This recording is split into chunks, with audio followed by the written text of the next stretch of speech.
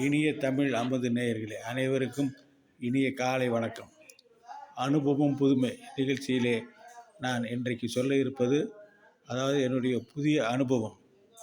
முதல் அனுபவம் என்று சொன்னாலும் மிகையாகாது. அதிலே இறுதியாக என்ன தெரிய வேண்டும் என்றால், பேரவைத் தலைவர் திரு குப்புசாமி அவருடைய விஸ்டம், அவருடைய அந்த ஞானம் என்பது கடைசியாக நமக்கு அதிலிருந்து தெரிய வரும். எனவே என்னுடைய முதல் அனுபவத்தை இங்கே சொல்ல விழைகிறேன். சற்று நீளமாக இருந்தாலுமே கூட அதை தாங்கிக் கொள்ளுமாறு அன்புடன் கேட்டுக்கொள்கிறேன். நான் முதலிலே தொழிற்சங்க தலைவராக இருந்து 1993 நிர்வாக பகுதிக்கு நான் மாற்றப்பட்டேன். அப்பொழுது எங்களுடைய தலைவர் என்னிடம் கூறினார்கள், 2000 எம்ப்ளாயீஸ் கைத்தட்டல் வாங்கிய நீ நிர்வாகத்து பகுதிக்கு வந்தவுடனே அவர்கள் உன்னை நம்ப மாட்டார்கள். நான் வந்தவுடனே நீ நிர்வாகத்துக்கு சாதகமாக இருப்பேன் என்று நான் நம்ப மாட்டேன். உன்னுடைய நிலைமை மிகவும் கிரிட்டிக்கல் தான் என்று அவர்கள் சொன்னார்கள். அது எந்த துறையில் இருக்கிறோமோ, எந்த பகுதிக்கு வருகிறோமோ அதற்கு முழுவதுமாக விசுவாசமாக இருக்க வேண்டும் என்பதே என்னுடைய கொள்கையாகும். எனக்கு முதலில் ஏற்பட்ட ஒரு சவாலானது இங்கே சொல்ல விழைகிறேன். அது என்னவென்றால், முதலிலே எங்களுடைய சிஸ்டர் கன்சர்னில் ஒரு ஸ்ட்ரைக் நடக்கிறது. அந்த பகுதியில் இருக்கக்கூடிய இதிலே அமைச்சராக இருந்தவர், இந்த தொகுதியில் அமைச்சராக இருந்தவர் திரு TM செல்வகணபதி அவர்களுக்கும் அந்த நிர்வாகத்திற்குமாக சரியாக போகவில்லை. எனவே அவருடைய ஆதரவு அவர்களுக்கு கிடைக்கவில்லை. எனவே அவர்களுக்கு இந்த சூழ்நிலையிலே இருந்த ஒரு சூழ்நிலையிலே என்னை அழைத்து என்னுடைய தலைவர் அவர்கள் கூறினார்கள், உன்னுடைய பாஸிற்கு ரயில்வேயில் டிக்கெட் கிடைக்கவில்லை, எனவே நீ சென்று, நான் அப்பொழுதுதான் அந்த பகுதியிலிருந்து வந்திருந்தேன், நான் வெறும் அசிஸ்டண்ட் தான், எனக்கு எந்த விதமான பதவி உயர்வும் கொடுக்கவில்லை, அப்படியே என்னை மாற்றியிருந்தார்கள். எனவே எனக்கு அந்த விதமான எனக்கு என் பெயர் அச்சிட்ட கார்டு கூட என் இடத்துல இல்லை. எனவே என்னை அனுப்பி கமிஷனரை பார்த்து இந்த கடிதத்தை கொடுத்து வர சொல்லி அனுப்பினார். லேபர் கமிஷனரை பார்க்க சொல்லி அனுப்பினார்கள். நான் என்னிடத்திலே அதற்கு தைரியம் உண்டா என்பதை அவர்கள் அறிய விரும்பினார்கள். எனவே நான் தைரியத்தோடு நான் அன்ரிசர்வ்டில் நான் சென்னை சென்றேன். அங்கே செல்லும்பொழுது எங்களுடைய அலுவலகம் சென்னையில் இருந்தது.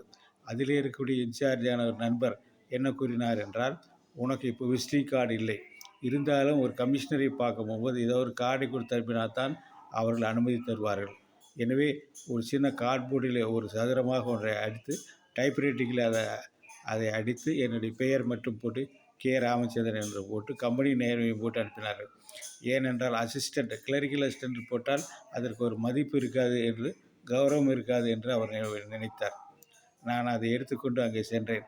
சென்ற பொழுது அங்கே இருக்கிற அவருடைய லேபர் கமிஷனுடைய அவர்கள் கூறினார்கள், நீங்கள் இங்கே அமருங்கள், ஒரு 10 நிமிடம் கழித்து அவரை கேட்டு வந்து சொல்கிறேன் என்றார்கள்.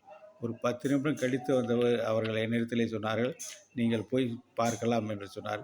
சுருக்கமாக முடித்துவிட்டு வெளியே வாருங்கள் என்று எனக்கு அட்வைஸும் கொடுத்தார்கள். நான் உள்ளே சென்றால் அங்கே எனக்கு ஒரு திகைப்பு இருந்தது. என்ன காரணம் என்றால், அவர் சங்ககிரியிலே சப் கலெக்டராக இருந்தவர் தான் இங்கே வந்து லேபர் கமிஷனாக இருக்கிறார்கள். அவருக்கு என்னை பார்த்தவுடனே அடையாளம் தெரியவில்லை. நான் அவரிடத்திலே அந்த கடந்த கால அனுபவத்தை சொன்னேன். அவர்களுக்கு நான் செய்த உதவியும் அவருக்கு சொன்னேன். எங்கள் பக்கத்து அருகாமையில் இருக்கிற வில்லேஜிலே நிறைய பேர்கள் வெளியூரில் வந்தவர்கள் குடியிருந்தார்கள். உள்ளூர்காரர்களுக்கும் அவர்களுக்கும் சரியாக போகவில்லை. அதிலே என்னவென்றால், அரசில் அவர்கள் கேட்டு யாராவது இறந்தால் அங்கே புதைப்பதற்கு ஒரு இடத்தை அவர்கள் அனுமதி வாங்கியிருந்தார்கள். முதலாக ஒருவர் இறந்ததும் அங்கே புதைப்பதற்கு அவர்கள் அந்த உடலை எடுத்து கொண்டு சென்றார்கள். ஆனால் உள்ளூர்காரர்கள் அனுமதிக்கவில்லை. வெளியூர்காரர்கள் என்ற ஒரு பெரிய பிரச்சனை அங்கே எழுந்தது. அந்த சமயத்திலே நாங்களும் இந்த சோஷியல் சர்வீஸ் என்ற அடிப்படையிலே பல நன்மைகளையும் செய்து கொண்டிருந்தோம். ஆலையிலே பணிபுரிந்து கொண்டிருந்தாலும் கூட எனக்கு அதிலே ஒரு நாட்டம் இருந்தது. வெளியூர்காரர்களை எனக்கு தகவல் கொடுத்து நான் அந்த இடத்திற்கு போனேன்.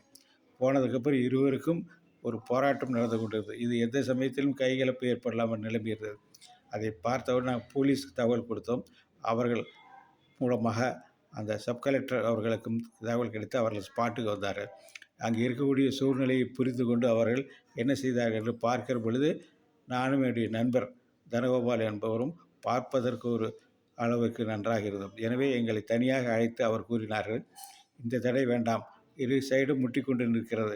எந்த சமயத்தில் வேண்டாலும் கைகலப்புகள். இந்த முறை தவிர்த்து விடுங்கள். அதை வெளியூர்காரர்களுக்கு அட்வைஸ் பண்ணுங்கள். அடுத்த முறை நிச்சயமாக நான் ஏற்பாடு செய்து கொடுக்கிறேன். அவருக்கு போதிய பாதுகாப்பும் தருகிறேன். இந்த முறை வேண்டாம் என்று கேட்டுக்கொண்டார்கள். நானும் அவர் சொல்வதற்கு வெளியூர்காரர்களாக இருந்த அவர்கள் அந்த தறி நெய்யக்கூடியவர்களுக்கு பவர்லூம்ஸ் உள்ள வேலை செய்யக்கூடிய அவர்களிடம் போய் சென்று சொன்னேன். கலெக்டர் அவர்கள் இந்த மாதிரியான அட்வைஸ் சொல்லியிருக்கிறார்கள், அவர் அட்வைஸை கேட்போம், அது நல்லதான் என்று அவர்களை கன்வின்ஸ் பண்ணேன். உடனே அவர்களும் அதை கேட்டுக்கொண்டார்கள். எனவே அந்த இடத்துல மோதல் தவிர்க்கப்பட்டது. அந்த முறையில் அப்போது கலெக்டராக சப் கலெக்டராக சங்ககிரியில் சப் கலெக்டராக இருந்த அவர் தான் இங்கே லேபர் கமிஷனாக வந்திருந்தார்கள். இந்த அனுபவத்தை நான் அவருக்கு கூறின முன் அவருக்கு மிகுந்த மகிழ்ச்சி ஏற்பட்டு விட்டது. அன்றைய தினம் ஒரு பெரிய மோதல் ஆயிருக்கும். என்னுடைய சர்வீஸில் எனக்கு ஒரு கரும்புள்ளி ஆயிருக்கும். அதை நீங்கள் தவிர்த்தீர்கள் என்று சொல்லி என்னை கைப்பிடித்து குறுக்கி மிகுந்த பண்ணார். இதுதான் என்னுடைய நான் வணங்கும் முருகனுடைய அருள் என்று சொல்லலாம். எனவே அந்த முறையில் அவர் நீங்கள் எதற்காக வந்திருக்கிறீர்கள் என்றும் கடிதத்தை கொடுத்தேன். அவர் உடனே பார்த்துவிட்டு என்ன சென்றார், அருகில் இருக்கக்கூடிய மோகன் என்ற டிசிஎலை இந்த கேஸை எடுத்து விசாரியுங்கள் என்று கூப்பிட்டு சொன்னார். டிசிஎல் அங்கே மோகன் என்பவர் வந்தவுடன் என்னை பார்த்து வணக்கம் சொன்னார். இவர் கேட்டார், இவரை முன்பே உங்களுக்கு தெரியுமா என்று கேட்டார். அவர் சொன்னார், என்னுடைய தந்தை செங்கோடன் என்பவர் சேலத்திலே லேபர் ஆஃபீஸராக பணிபுரிந்திருந்தார். அப்பொழுது இவர் அந்த இப்பொழுது மாதிரி இல்லாமல் அப்பொழுது தொழிற்சங்க தலைவராக இருந்தார். ஒரு போராட்டத்தின் போது என்னுடைய தந்தையை பார்ப்பதற்கு வீட்டுக்கு வந்தார். அப்பொழுது நான் சின்ன பையன் என்று சொன்னார்கள். எனக்கு இன்னும் முருகன் மீது பக்தி அதிகமாகியது. இப்படியும் நமக்கு சாதகமாக ஒரு சூழ்நிலை ஏற்படுகிறதா என்று ஒரு சூழ்நிலை ஏற்பட்டது. சரி என்று சொன்னோன்னு அவர் ஒரு தேதியை போட்டு கடிதம் அனுப்புகிறேன், தொழிற்சங்கத்துக்கும் நிர்வாகத்துக்கும் அனுப்புகிறேன் என்று சொன்னார். இதுதான் உங்களுக்கு வேறுபட்ட நிர்வாகமாச்சே என்று கேட்கும் பொழுது, இல்லை, என்னுடைய சிஸ்டர் கன்சர்ன், அதன் முறையாக வந்திருக்கிறேன் என்று சொன்னேன். சரி என்று ஒரு 10 நாட்களுக்குள்ளாகவே எங்களுடைய அந்த நிறுவனத்திற்கு எங்கள் சிஸ்டர் கன்சர்னுக்கு தபால் வந்துவிட்டு தொழிற்சங்கத்துக்கும் அந்த தேதியில் நடக்கிறது என்று விட்டது. எனவே இந்த சூழ்நிலையில் இருக்கிற பொழுது அவர்கள் வந்தார்கள், பேசினார்கள். ஆனால் என்னவென்றால் அந்த சிஸ்டர் கன்சர்னுடைய எம்டியும் ஜிஎம்மும் அங்கே வந்து கலந்து கொண்டார்கள். எனவே அவர் இருவரும் கர்நாடகா வாசிகளாக இருந்தால் கர்நாடகா சேர்ந்தவர்களால் அவர் தமிழ் லாங்குவேஜ் ப்ராப்ளம். இந்த சூழ்நிலையில் அங்கே இருக்கிறவர்களை யாருக்கும் சரியாக பேச்சுவார்த்தை நடத்த தெரியவில்லை. இந்த சூழ்நிலை சரியாக போய்கொண்டில்லாத நேரத்தில் எங்களுடைய தலைவர் அவர்கள் எங்களை பார்த்து, நீங்கள் போய் இந்த பிரச்சனையை டீல் பண்ணுங்கள், அவர்களுக்கு அனுபவம் போதவில்லை என்று சொன்னார்கள். நாங்கள் உடனே வந்தவுடனே முதல் காரியமாக என்ன செய்தோம் என்றால், இந்த முதலிலே இருக்கக்கூடிய முன்னிலையில் இருக்கக்கூடிய எம்டியும் ஜிஎம்மும் இந்த பேச்சுவார்த்தையில் கலந்து கொள்ளக்கூடாது, நீங்கள் ஊர் போய் சேருங்கள் என்று அவரை அனுப்பினேன். நான் அந்த பகுதியில் இருக்கும்போது ஒரு அசிஸ்டண்ட்டாக, கிளரிக்கல் அசிஸ்டண்ட்டாக தான் நான் என்னை மாற்றப்பட்டேனே தவிர எனக்கு ஆஃபீஸர் போஸ்ட் எதுவும் கொடுக்கப்படவில்லை. எனவே அவர்கள் எல்லாம் ஸ்ரீலேகா இன்டர்நேஷ்னல் என்ற லேபர் கமிஷனருக்கு ஆப்போசிட்டில் 5 ஸ்டார் ஹோட்டலில் தங்கினார்கள்.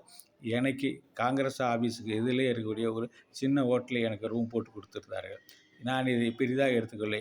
நம்ம கொடுத்த அந்த சவால், அதை சமாளிக்க வேண்டுமே தவிர அவர்கள் அங்கே தங்குகிறார்கள், 5 ஸ்டார் ஹோட்டலை நாங்கள் தனியாக கொடுத்துருக்கிறார் என்றெல்லாம் நான் எடுத்துக்கொள்ளவில்லை. எனவே தான் அந்த சமயத்தில் இருக்கக்கூடிய சூழ்நிலையில் என்னவென்று ஏற்படுது என்றால், அந்த தொழிற்சங்கவாதிகள் எல்லாம் வெளியே வரும்போது, லேபர் கமிஷனில் பேச்சுவார்த்தை முடிவு வரும்போது நான் வெளியில் எல்லோருக்கும் டீ வாங்கி கொடுப்பேன். அவர்கள் மூலம் நல்ல அறிமுகம் கிடைத்தது.